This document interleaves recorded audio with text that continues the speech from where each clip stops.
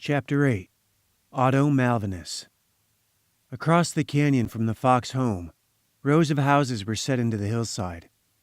At the crest, a series of cascading balconies concealed an operations center behind tinted panes.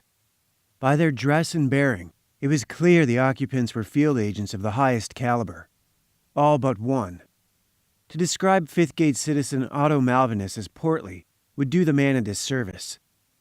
Otto had spent a lifetime acquiring his bulk.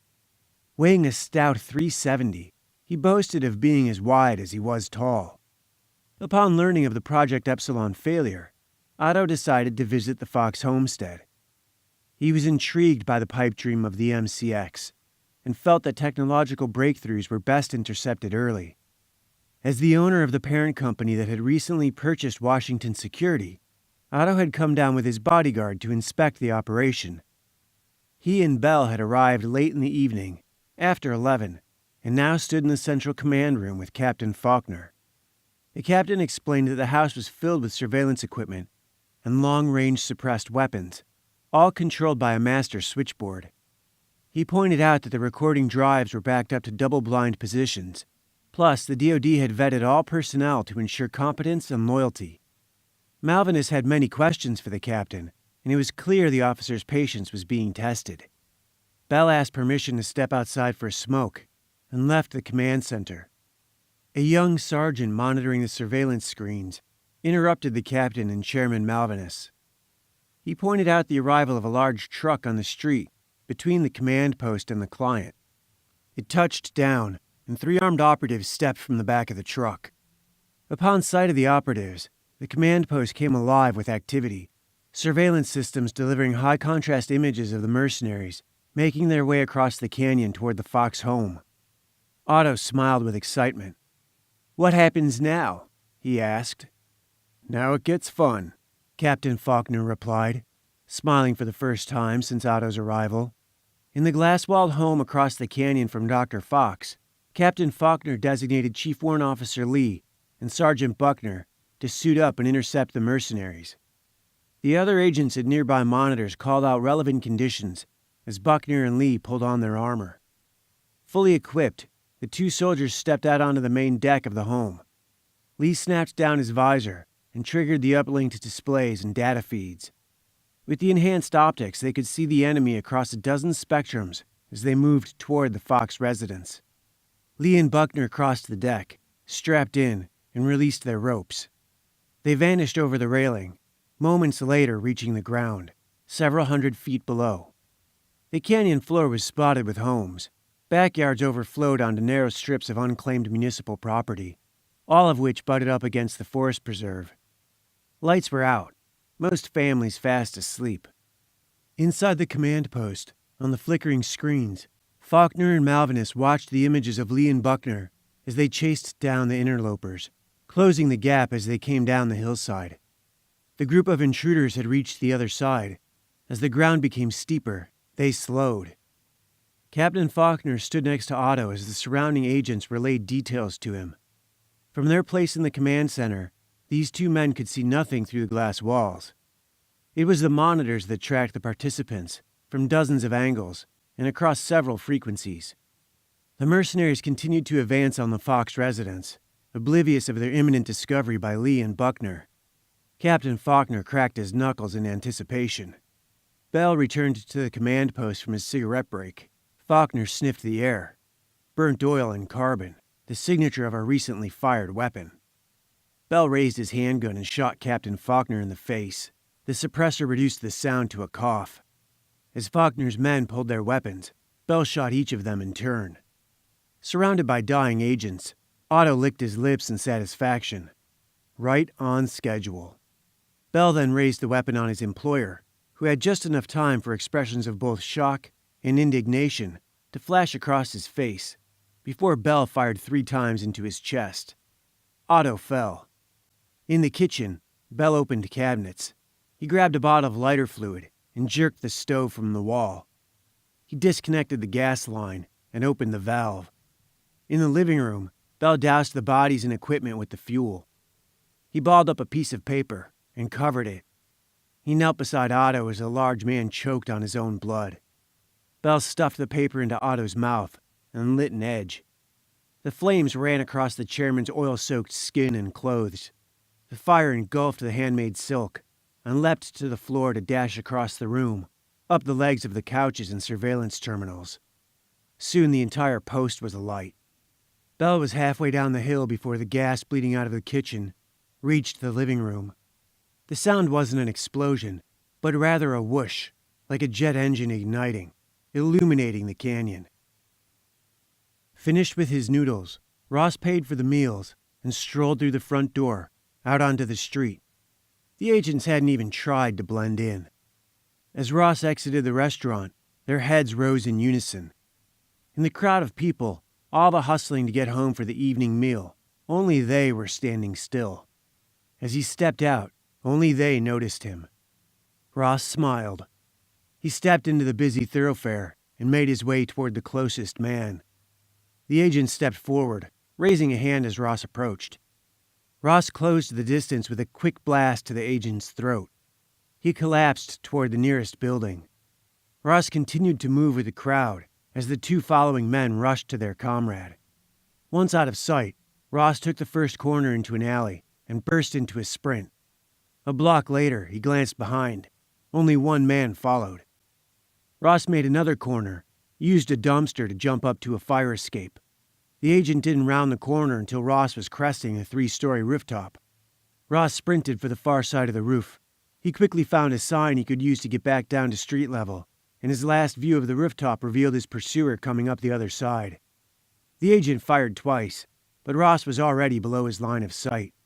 He jumped from the sign to the top of a van and rolled from the vehicle as the agent appeared above him. As he sprinted down the street-level walk, the massive traffic canyon yawned to Ross's left. Vehicles whizzed by, just a few feet away, 6,000 feet above the surface of the earth.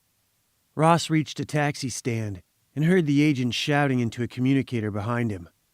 Ross climbed into the back seat of the first cab. He gave the driver $50 and, staying low, climbed out of the driver's side door. "Just drive till it runs out," he said, closing the hatch. Ross slipped back to the second waiting cab and climbed in as the first taxi pulled away. "Where to, mister?" the driver asked. Ross handed him a bill and said, "Just sit right here for a bit." "Your money," the driver replied.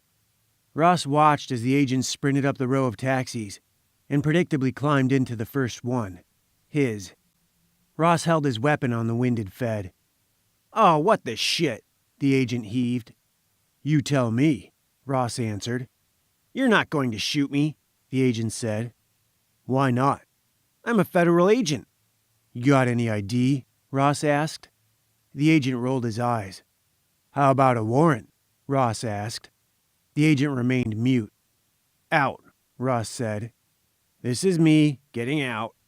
The agent opened the door and climbed out. Ross fired.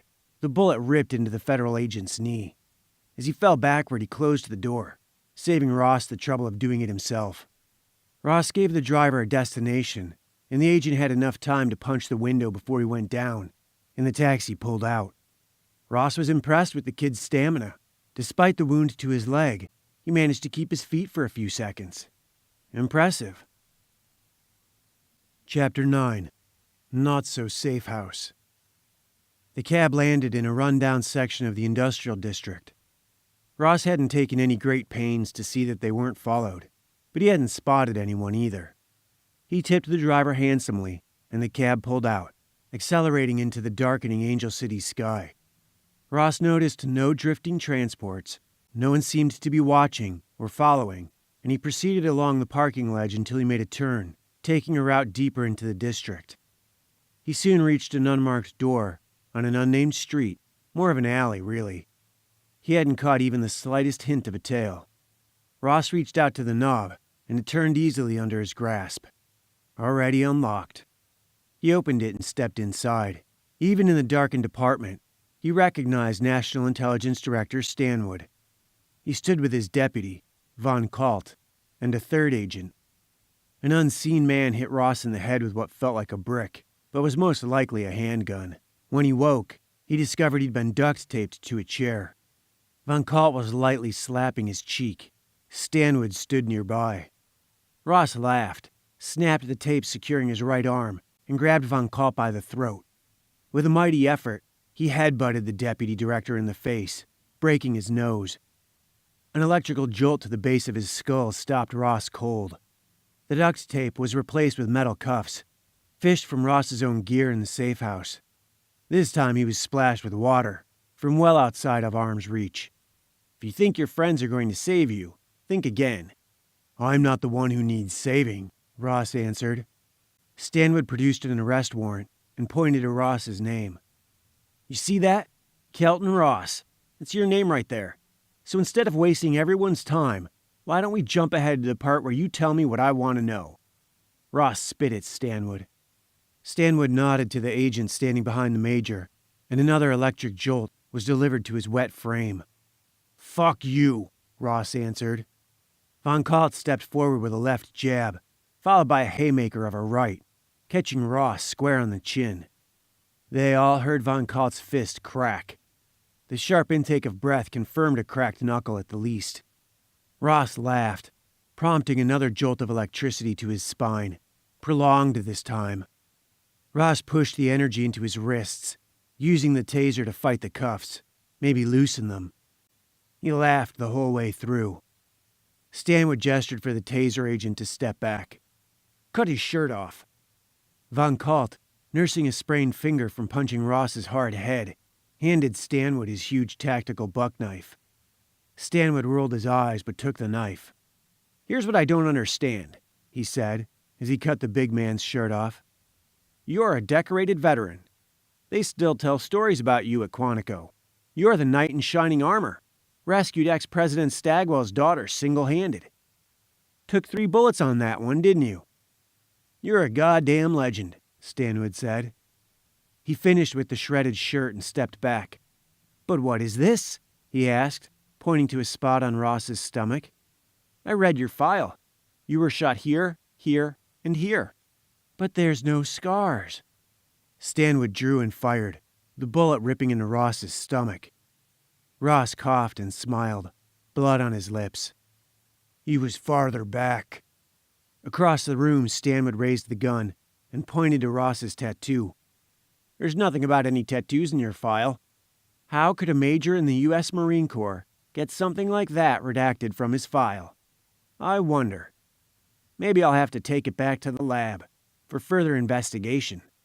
I mean, it is clearly evidence of something. My buddy? Ross asked. Stanwood pulled out his own audio player and played Dr. Fox's conversation with Dr. Tay. Terrellium can be detonated, came Dr. Fox's voice. Stanwood looped it.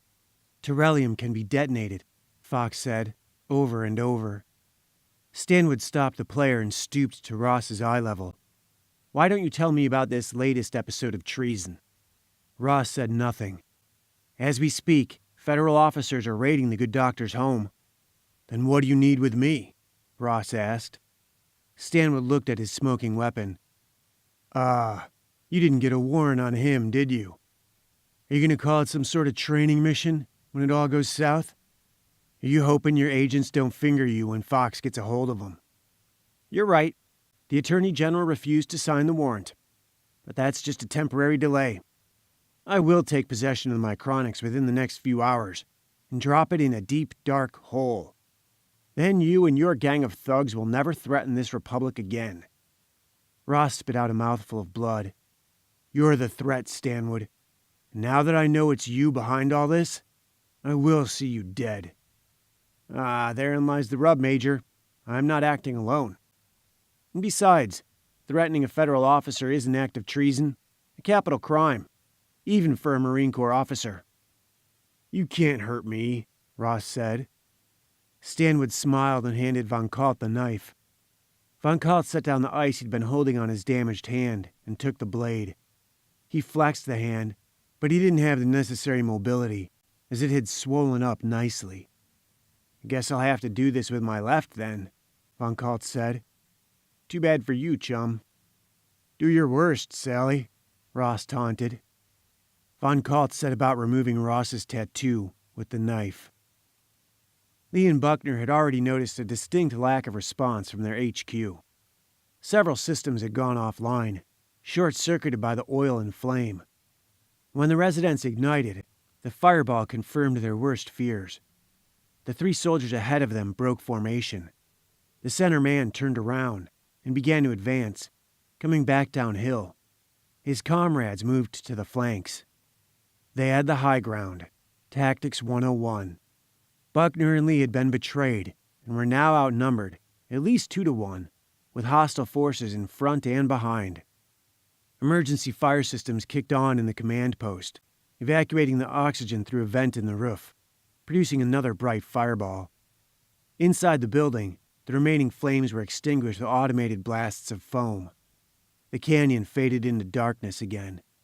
Huddled in the open area between residential backyards, Lee gave Buckner the signal for smoke, gesturing for him to throw to his left, while Lee threw to his right. The grenades popped and further obscured the summer evening. Lee told Buckner to attach his silencer and pulled his own from a pocket. He gestured, and the pair moved back to a covered position. Then, without a word, Lee dashed off to the left. 2 mercenaries came through the smoke. First one from the left, followed by another from the right. Confused, they met and continued downhill toward Buckner's covered position. As the sergeant centered them in his sights, the head of the man to the left exploded all over his comrade. The second man ducked, intent on returning fire. Instead, Sergeant Buckner's bullet ended his intentions. He'd been aiming for the man's midsection, but when he ducked, the round went through the mercenary's chin, slapping into the underside of the helmet. Lee stepped out of the darkness and fired toward the young sergeant. Buckner heard a cry from behind, and Bell fell dead, just short of the sergeant's position. He looked down at the bodyguard and back at the smoldering residence.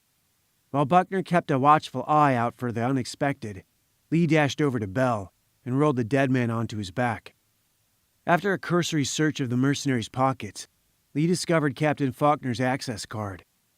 It was the security team's only means of access to the Fox residence, in case of an emergency. Lee knew the rest of the team was probably dead, but he was relieved to know that Dr. Fox and his family were still secure.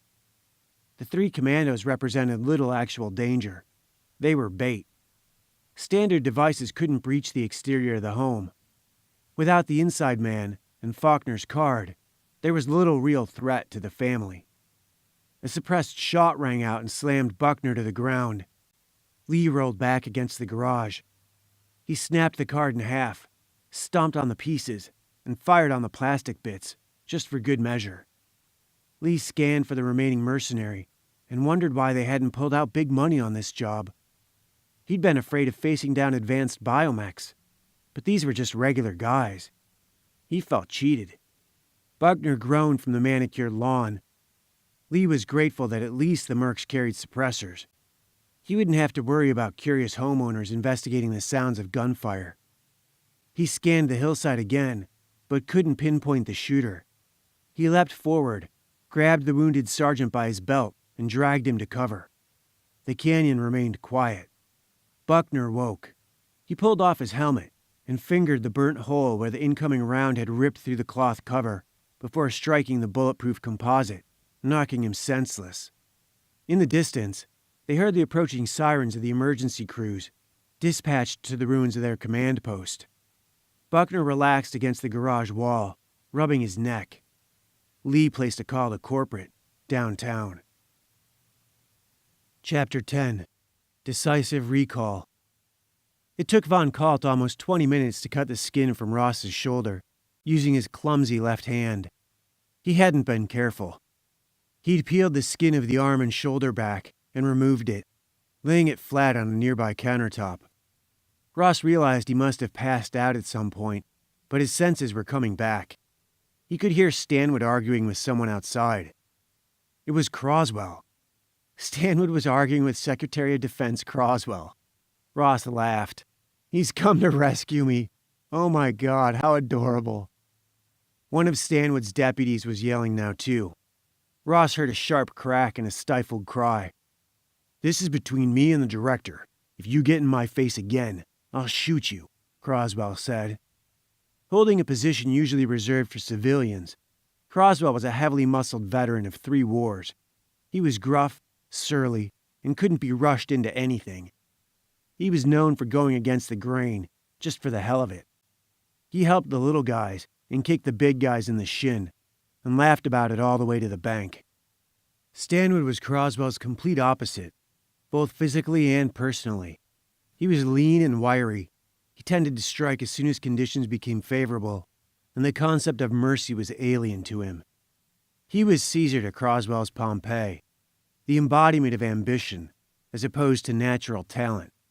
A former lawyer and non-vet, he'd come up straddling the gray area between the political and intelligence worlds.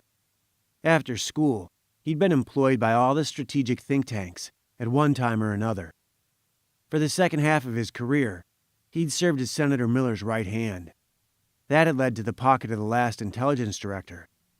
Now, only 5 years later, he found himself serving as the interim director, and he was excelling at the position. Stanwood and Croswell had known each other since grammar school. It was public knowledge that the two of them had an agreed-upon ceasefire since their first fight in the 3rd grade. It had always been the 3 of them, really: Croswell, Stanwood, and Fox. They had been at the very top of their class, but Croswell was valedictorian and a gifted athlete.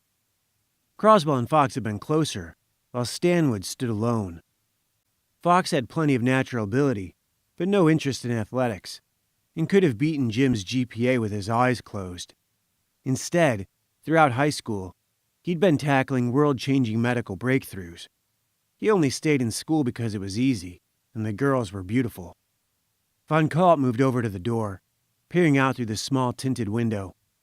The agent with the taser was also distracted, curious about what was going on outside. Ross knew there was no way his old friend would get Stanwood to back down. If Stanwood got caught interrogating Ross, there would be hell to pay, and for Ross as well. He'd have to explain kneecapping the agent at the taxi stand, and who he had dinner with at Noodles. An official report simply would not do. Ross snapped the cuffs upward, splintering the arms of the chair and knocking the agent next to him backward. Using the arms of the chair as batons, he beat Von Kalt and the other 2 agents stupid, driving them from the safe house. Once the feds were outside, Ross bit down and cracked his rear molar, exposing the failsafe trigger. Another bite and the safe house exploded. The heavy metal door buckled outward, ripping from its hinges, killing the closest agent, while knocking the man with the taser and Deputy Von Kalt senseless. Croswell and Stanwood's argument was silenced for a moment. "Is this what you wanted, Joe?" Croswell asked. "What the hell?" Stanwood muttered. "Now he's dead, you idiot. Now what are you gonna do?" The Secretary of Defense gestured to his men, who headed back to their idling vehicles. "Jackass," Croswell muttered, stepping into the waiting transport. Across town, Chief Warrant Officer Reed helped a naked Major Ross climb from a decanting tank. This was the same middle-aged Kelton Ross, but he had no scars or tattoos, though his skin did have an odd bluish tint. "This is it for a while. Last legs," Reed said. "If you mess this one up, you're out of the game for 6 months. We could always drop one from orbit." Ross coughed up blue syrup. "No, we can't actually. The intel desk has activated an orbital breach quarantine. They have a dozen rapid response teams for every time zone, in both hemispheres. If we drop anything, he's going to have it covered like flies on a deuce. We're cut off for a bit." "We should have been running dubs. Snow's got the right idea." "Shoulda, woulda, coulda," Reed replied. In his study, Dr. Andrew Fox sat before the monitor bank. He'd observed the events of the evening, as they happened, from security and satellite feeds, as well as from the Micronics directly. After everything that happened at Epsilon, the loss of the scientists and convicts, Fox was still reeling. He'd been as present for that as he was for the rest of it. The same man who had argued with his daughter at dinner had been well aware of the implosion that had taken place some 300 miles away. What he couldn't explain was why he'd felt the need to call Dr. Tay in the first place. It was his fault all this had happened. Well, at least Ross's capture and the attack on his home. Actually, the problems at Epsilon were his fault too. The entire thing. The mess of his life was entirely his responsibility. It had been years since he'd spoken to Lau. Why had he called him? Had he really known the facility would be destroyed? Now it seemed to be the only logical outcome, but he hadn't wanted to believe that just hours ago. He hadn't believed it could happen so fast. And who sent a team of mercenaries to attack his home? Why hadn't they just taken out warrants against him? Fox looked down at his hands. The Micronics rested in his right palm, and the new Metacron rested in his left. He'd tried to resynchronize them, but it hadn't worked. He tried again. His hands could get no closer than a fist's distance apart. He tried and tried to press the black metal rectangles together, but the devices repelled each other. The devices would not merge. They refused to even make contact with one another. The Micronics had never had a problem producing or reabsorbing clones before, but in the presence of the Metacron, it could not. Fox hadn't fed it metal in years, and the command to expose the feed tray did nothing. Movement on the security and satellite feeds distracted him. Backup security units had arrived and were tending to Lee and Buckner, as well as the smoldering residents. Fox regretted the fact he'd missed Bell killing the first guards. If he'd been more alert, maybe he could have warned Faulkner. Soon Lee and Buckner were moved to a safe location for debriefing, while the fire and police departments dealt with the larger scene up the hill. The backup units remained vigilant, discreetly parked around the neighborhood, and the local media was officially suppressed in the interests of national security. He put the monitors to sleep, went to the bathroom, and vomited. On his way to bed, he checked on the children. Ashley's room was first. Fox felt a flash of concern, seeing that her bed was empty. Ashley's window faced the canyon. It was possible the fire had awakened her. Fox crossed the hall to Jeffrey's room. Brother and sister were curled up together, sound asleep. Satisfied on several levels, Fox closed the door. It was a full hour before sleep finally took him, his wife beside him.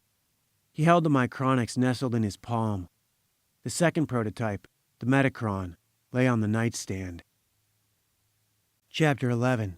Summer Days. Tuesday, June 23rd, 2308. The Beagle woke Fox at dawn, barking downstairs. He knew the house was secure. The early warning systems would have roused him, long before floppy-eared Jack became aware of any threat.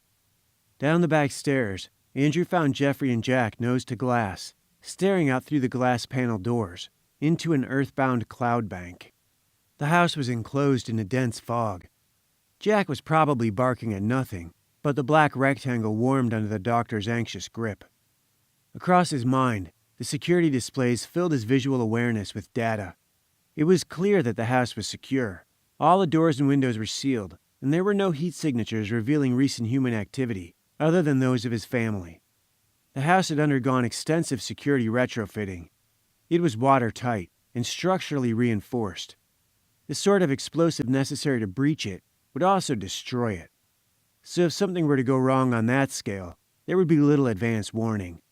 Across the canyon, the security residents displayed a bit of activity. Even under the fog, the satellite feed revealed the investigators combing through the scene. The house hadn't been destroyed, only slightly damaged. However, the gunplay required a thorough investigation, despite its top-secret status.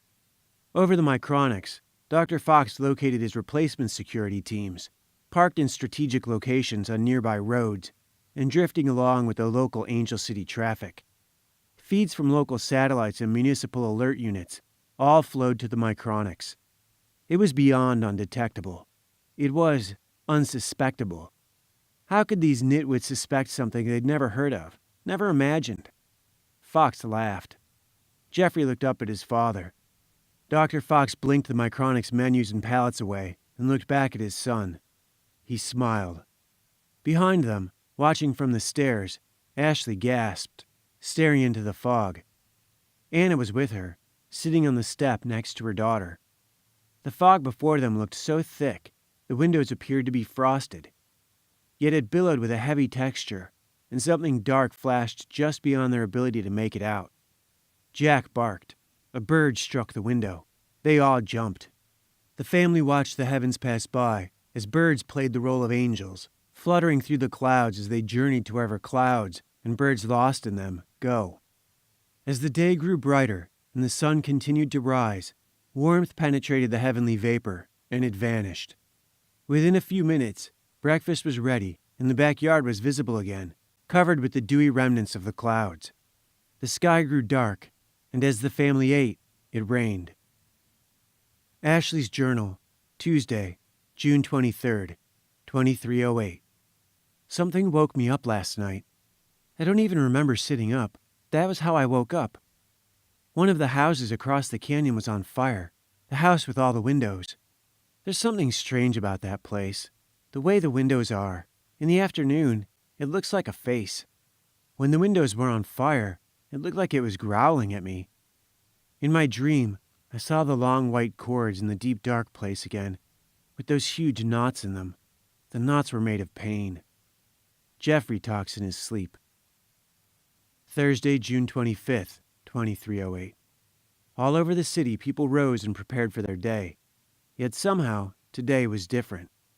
People drove more cautiously, and there was less traffic than usual. The headlines weren't good. The war was threatening to start up again. From the front lines in San Diego to San Antonio, the Christian Communist People's Party had been pushing north, mounting strikes deep into the heartland. Not to mention the Mujahideen coming down from Canada on horseback, harassing federal outposts all across the border. Meanwhile, the government fought internal corruption scandals in the headlines of every major news outlet. Early that morning, intelligence agents met their handlers at safe houses. Today, everyone was working. Today, there was heavy chatter. Interested parties assembled in loose convoys, out on the fringes of municipal airspace. In locked rooms and tinted vehicles, mercenaries cleaned their weapons and loaded magazines. Directives were confirmed and memorized. Dr. Fox listened in on the transmissions. The briefing location would be released over 2-minute intervals. First to federal officers, cascading down to the juniors. The traffic would be screened for leaks. All branches were ordered to participate. Fox's driver arrived to escort the doctor to the briefing. He said goodbye to his wife and children. Once the vehicle lifted off, Andrew placed the call. The briefing would be held aboard the Fuji Dozo, docked at the heart of the city. The boarding times had been carefully segregated. When the Department of Defense wants to know if you're a security leak, they don't just ask you, they tempt you. Hungry fish get caught. Operation Rusty Bucket was concerned with plugging leaks. The briefing itself was secondary. The Fuji Dozo didn't even exist. Andrew had created the name and then researched it, just to be sure. When he made the announcement, he was confident that no one in North America had ever before put those two words together as the proper name of a restaurant. The dock numbers and loading times were all that mattered. Giving the location an exotic name was the key that allowed the analysts to track the leaks. Any unauthorized transmission of those two words between the hours of 10 and noon was a crime punishable by death. 2 minutes after 10, the first group of attendees was informed. Composed of high-level government personnel, on the inside, all well aware of the mole hunt in progress. Among this group, no leaks were detected. At 10:04, the second docking appointments were revealed to interested private banks and corporations. The volume of chatter instantly spiked. The first moles had exposed themselves. Andrew listened as one group after another leaked the information, and then denied it. Operation Rusty Bucket was in full swing. The returning data streams were undeniable. Within minutes of a leak, offices were stormed. Suspects arrested and interrogated on the spot. Several administrations would find themselves a few pounds lighter by the end of the day. Andrew believed the explosion that destroyed Epsilon was an accident. However, without supporting evidence, the possibility of sabotage couldn't be ignored. A round of whack-a-mole now and again was good training. The government had always been a disgrace when it came to secrets, but Andrew knew his department was secure. The briefing was a waste of time, but it had to be done. Andrew needed to explain what had happened. The interface was an egregiously expensive failure, and someone had to answer for all that red ink. He smiled at the irony of it all, and realized he had an ace up his sleeve. This time, he could just tell them the truth. Ashley's Journal, Thursday morning, June 25th, 2308. Today starts our one real week of summer. Rivendell is closed for renovations, and we still have a week before we leave for camp. I can't imagine having 3 whole months to do whatever I want. I don't know what I would do. I would just practice, probably. I already did 2 hours this morning. Jeff was in the backyard, playing with Jack, whose energy propelled him all over the yard. Jeffrey would try to catch him, only to have Jack leap away, excited for him to try again. Want to go down to the canyon? Jeffrey asked Jack, who dashed around the yard, excited by any mention of the great adventure beyond the property line. Hey, Ash, want to go down to the canyon with us? Jeff asked his sister, finishing her breakfast at the dining room table. Jeff, you shouldn't go down there by yourself. I never go by myself, he answered. Jack doesn't count. Then why did you make Bobby shake his hand? 'Cause I'm a jerk, Ashley said. It was mean, and someday I'm going to hell. Is that where bad people go when they die? Jeff asked. The children's parents hadn't raised them with any sort of religious background. Jeff had no concept of a spiritual afterlife. Ashley had only recently encountered the phrase at school. Ash nodded. Where'd you hear that? She asked. Vid streams, he replied. What have you been watching? Wooden stakes. You know you can make a wooden stake from almost anything? Really? Yeah. Chair legs, broomsticks and stuff? That's so. Listen to this. One time, Simon Timex, that's the hero. Simon Timex? Yeah, time waits for no man. He rolled up this piece of paper all pointy-like, and he stabbed one vampire with it right in the chest. Ashley laughed. Don't laugh. It could work. A piece of paper. It's made of wood. Get it? Jeff asked. I get it, Ashley smiled, but I doubt it would work. If the vampires come, we just might have to find out, he answered, dead serious. Ashley laughed again. It could happen. If it was a plague, or a disease, or a virus. Those are all the same things, Ashley smiled. Yeah, right, sure. It was Jeff's turn to laugh. Then why are they different words? His supreme confidence pushed his sister into a fit of hysterical laughter. They're the same. Jeff snorted. Do you want to go down to the canyon or not? Get the leash, Ashley replied. All right. Jeff dashed into the house. Mom, we're going to take Jack down to the canyon, he shouted. Take your sister with you, and don't forget the leash, she said. Jeffrey grabbed the leash from its peg and ran into the backyard. Ash looked out at the green waves of forest. Since vacation started, they had gone down to the canyon every afternoon. Often they would be gone the better part of the evening, chasing Jack through the lush vegetation and around massive trees, standing like pillars in the leaf-domed cathedral. Jack set the pace.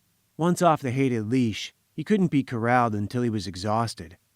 Ashley laughed as Jack caught Jeffrey's contagious excitement and leapt into the air, chasing after a yellow butterfly that had drifted into the yard.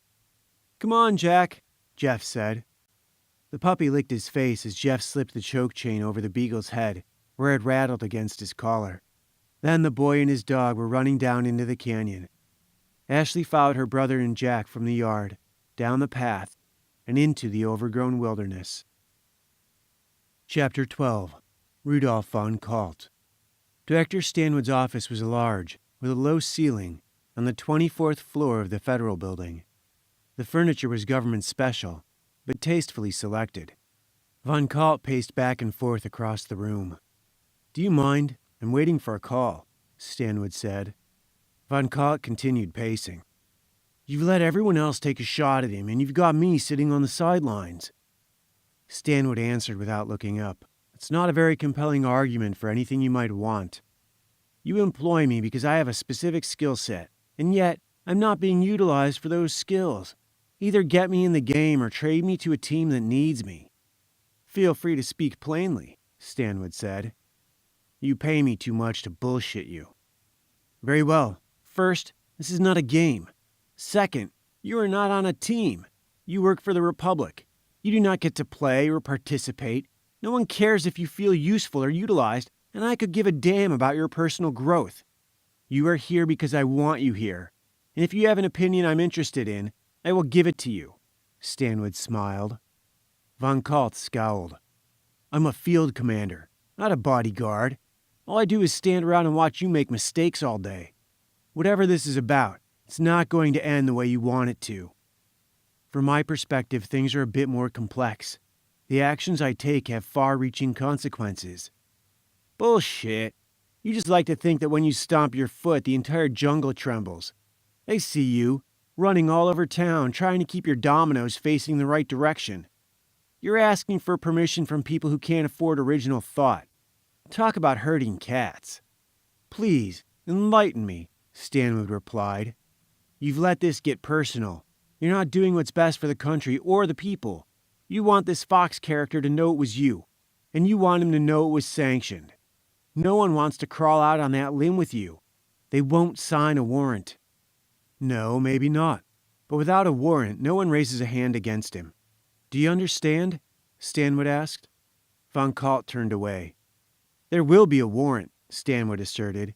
But until then, under no circumstances are you or any member of this government to interfere with Dr. Fox or his property.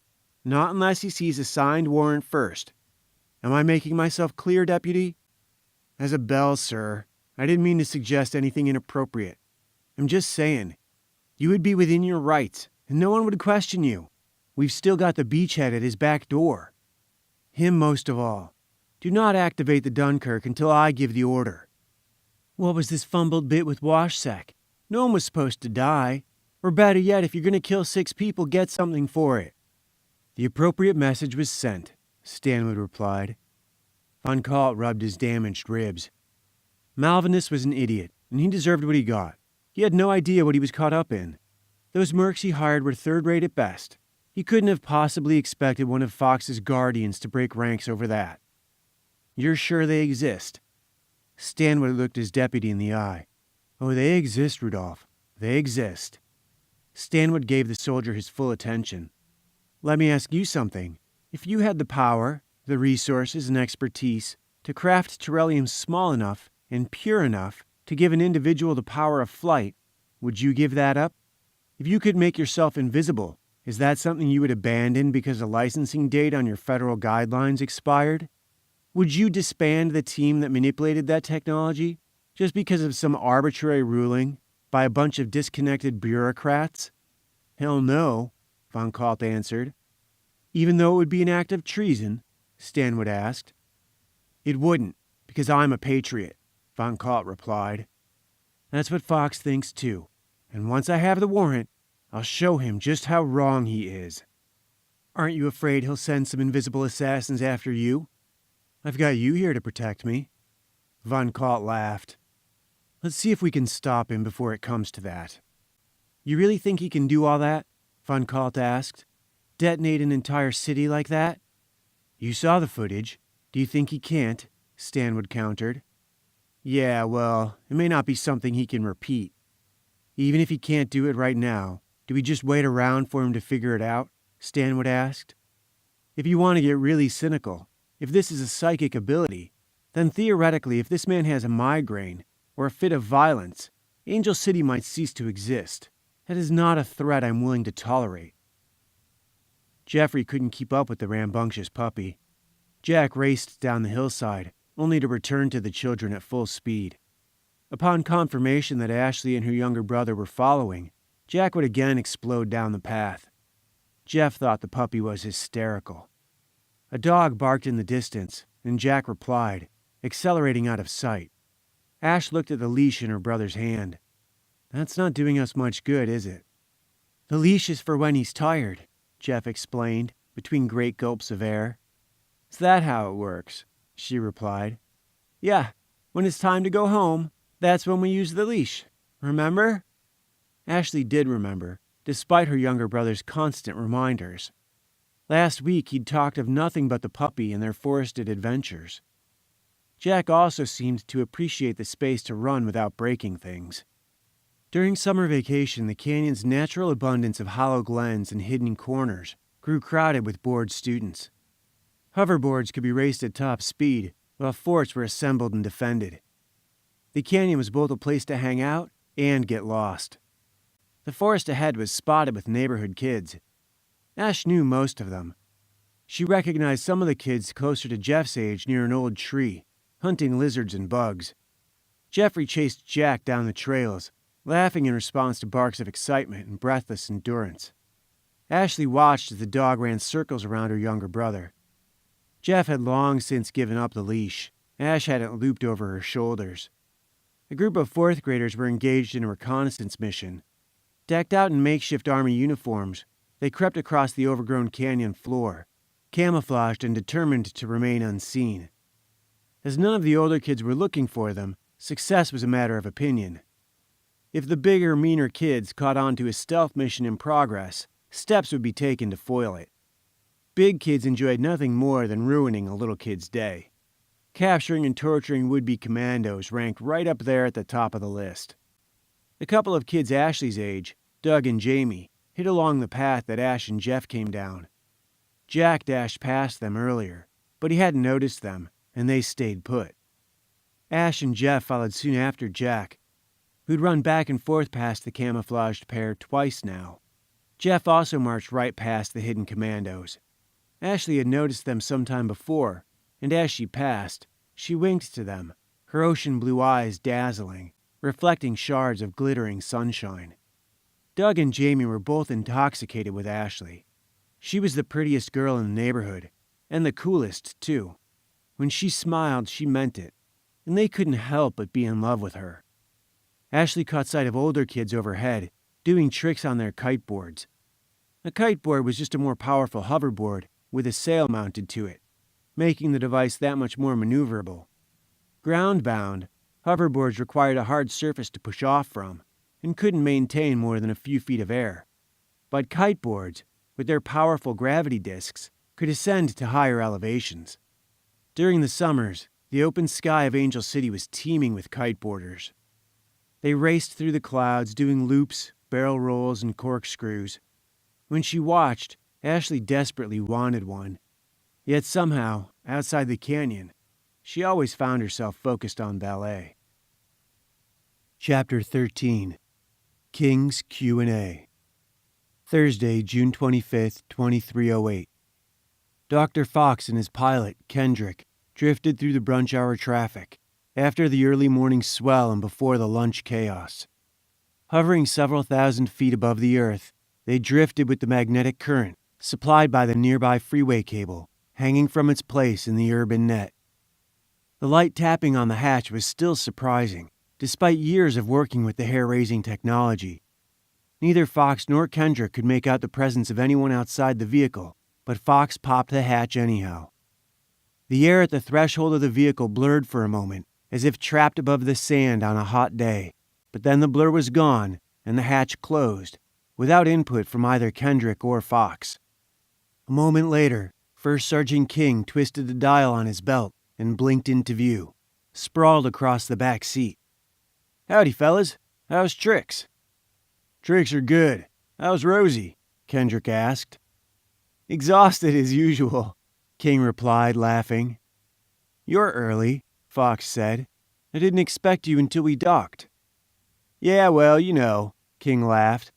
"Hey, by the by, what the hell are you doing here anyhow?" "What are you talking about?" Fox replied. "I'm asking if you have any idea what you are doing out here." "Is that why you came by early? To try and talk me out of it? Should we run to Mexico like a band of outlaws?" I think we burned that bridge, partner." King rolled his eyes. "It's not like I have anything to fear from Stanwood and his band of half-wits." "Oh, yes. Yes, you do. Do you know Stanley had footage of Epsilon, as soon as it happened?" "Of course he did. He's the director of national intelligence, so that just makes sense. Did you know he also had audio of your little tete-a-tete with our friend, Dr. Tay? He hasn't even mentioned the fact that Tay is a Chinese national living abroad. Shit, he hasn't said anything about the fact your wife is also a foreign national. He doesn't know anything about her, and she has dual citizenship. Why does he know you spoke to Dr. Tay?" "It was an open channel," Fox answered. "He had it before Epsilon even popped," King said. "He was in the middle of a Chicken Little performance when the facility went up. How did that happen?" "He must have a team dedicated to us," Fox answered. You mean a team dedicated to you, King concluded. Well, he doesn't have anyone inside. We are watertight. Then what is the point of a mole hunt? Sometimes what you don't find is as telling as what you do. Fox looked down at the city below them. Let's grab a coffee. Sounds good to me, King answered. Kendrick? Fox nodded. Agent Kendrick pulled out of the Angel City freeway traffic and set the transport into drift mode. The vehicle activated its vertical anchor and swung out over the relatively empty city space, curving away from the traffic. Fox opened the hatch and, twisting the dial at his belt, vanished. King nodded to Kendrick, activated his face cam, and also vanished from the car. A moment later, the hatch was closed from the outside. The communications terminal on Stanwood's desk began to ring. Speak of the devil, Stanwood said. He tapped the accept button and smiled at the projected image of his commander-in-chief. Mr. President, how are you? Director Stanwood, President Conway said. Before we get started, I just want to say that I know we originally agreed that your assignment to the intel desk was going to be temporary. But everyone down here is very impressed with your handling of things over these past 6 months. So unless you have any objections, we'd like to go public with your acceptance at the daily briefing later this afternoon. Thank you, sir. President Conway looked off screen. John, Stanwood says he'll take the post. So let's push that paperwork through justice and get him new letterhead and whatnot. The president looked back at Stanwood. Would you like new business cards? He looked away again. And get him a couple boxes of business cards. Would you, Chief? John Phillips, the president's chief of staff, could be heard grunting his acknowledgement from elsewhere in the office. What was it you wanted to talk to me about, Joe? Von Kalt watched Stanwood from across the room. Stanwood looked choked up, as though he were touched that the president had called him by his first name. The director seemed to be falling for it. Von Kalt wanted to slap him. What's that, sir? Stanwood had been distracted by Von Kalt's open look of contempt. The president smiled at Stanwood, then looked over his shoulder again, calling to Phillips. John, why am I on the phone with Director Stanwood? Fox and the Rusty Bucket, Phillips replied. What? Completely derailed, Stanwood looked around his own office for some clue to his agenda. Fox, Stanwood exclaimed, straightening up at once. Yes, Director, the president replied. Fox is a menace. Stanwood seemed like he was on drugs. The president and Von Kalt both laughed. Who is that over there? President Conway asked. Stanwood turned to Von Kalt, who leaned into frame and waved. Good morning, Mr. President. Rudy, how the hell are you? I'm good, sir. And you? The First Lady? We're great, Rudy. I'll let her know I bumped into you. Well, not literally. The president smiled. She'll be thrilled. Von Kalt laughed at Stanwood's shock and confusion. How's Sam? Samantha? The president asked. Very good, sir. We just had a boy last year, Von Kalt replied. Congratulations. John. Phillips was already on his way. The lumbering bear of a man came right over the president's shoulder. He held a smoldering black cigar in his hand. The president pushed it away. Rudy, how you been, kid? Great to see ya, Phillips exclaimed. Stanwood leaned back, clearly frustrated. Mr. Phillips, good to see you too. Von Kalt caught Stanwood's discomfort and tried not to rub it in too much. Phillips waved goodbye. I got this thing going on over here, but we gotta catch up sometime soon. Later, kid. Phillips was gone as quickly as he'd arrived, leaving the president to fan the cigar-stained air around him. Anyhow, I suppose we'd better get back to the issue at hand, President Conway said. Von Kalt nodded. Yes, sir. He stepped back, out of frame, leaving the terminal to Director Stanwood. What was it you wanted, Joe? This time the president's use of Director Stanwood's first name did not sound friendly at all. Sir, I forwarded a data package to your office a couple days ago. I'd like to move forward with that proposal today. I thought you were moving forward, Conway asked. They are moving forward, Phillips called out, off-screen. Sir, I'm referring to my suggestion that Dr. Fox be taken into custody immediately. The Attorney General can schedule a hearing. A hearing? I thought this was just a briefing, Joe. Don't you also have a massive interagency mole hunt going on? I thought that's what you were calling about. No, sir. Yes, sir. That operation is still going on. But the aim was to find out who's leaking intelligence from us, not so much to us. What the hell are you talking about? Conway asked. Sir, the mole hunt is not what I'm concerned with. Oh, that's right. You want to arrest Fox. You think he's a threat. Conway rolled his eyes as if indulging an obnoxious child.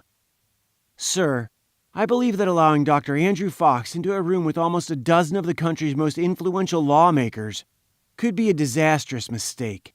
If we had a repeat of Epsilon... Joe, I was made to understand that this detonation would, in effect, consume an entire metropolitan area. Is that correct? We believe so, sir. Given the discussion between Dr. Fox and Dr. Tay, yes, sir, that is a distinct possibility. So if we have a repeat of Epsilon, only in a more densely packed area, the kill radius could be 100 miles instead of 10, correct? Yes, sir. Well, then what difference does it make? If there is no safe zone, in fact, arresting Dr. Fox may very well be the event that triggers this sort of cataclysm. Don't you think? Seems to me, the last thing we should want to do is rock his boat. Don't you agree? Sir, I believe that if we separate him from his personal amplifier, by whatever means necessary, that will neutralize his ability to detonate the pure Tyrellium contained within. What do you base this assumption on? We're talking about a device that can be detonated with a thought, Director. How can your men be faster than a thought? It seems to me, at least for right now, even giving this Fox fellow a dirty look could be a tragic mistake. I don't recommend bringing the full weight of the federal government to bear, as you suggest in your memo. You really do enjoy the flowery language, don't you? I had to have John translate half of what you were saying. President Conway raised his hand. This is what I want you to do. Secretary of Defense Croswell is down there, along with a few other guys I trust. And I still trust you, Joe. I've had my doubts at times, but you've made a few friends here and there. You're a man with a reputation for being able to keep a secret, and that's worth something in this town. But Dr. Fox is a golden goose, and that is a damn sight more valuable than someone who can keep their mouth shut. Without people like Fox, people like you have nothing to keep your mouth shut about. So when Secretary Croswell joins you, I want you to keep everything we just spoke about to yourself. That's the intelligent thing to do, and you are the Director of National Intelligence. Jim is the Secretary of Defense. See, the words in his title tell you what he does. He defends our secrets. That means he's liable to get defensive if you start talking about things you shouldn't. Now, the investors are bringing a considerable amount of money to this briefing. I want you to take responsibility for these funds and forward them to the Treasury, as usual. Yes, sir. Was there anything else? President Conway asked. Well, if Fox shows signs of becoming emotionally unbalanced, in that case, I'd like permission to at least immobilize him, for his own safety. Not kill him, just, say, shoot him in the knee. If he goes nuts, sure, treat him like any other crazy person. But if Fox doesn't lose his shit, don't you go losing yours, Director. Yes, sir. In the knee, huh? Secretary Croswell asked as he entered the office. Croswell arrived without assistant, attaché, or bodyguard, as was his preference. He'd always kept his own counsel. Stanwood waved but didn't break eye contact with the president.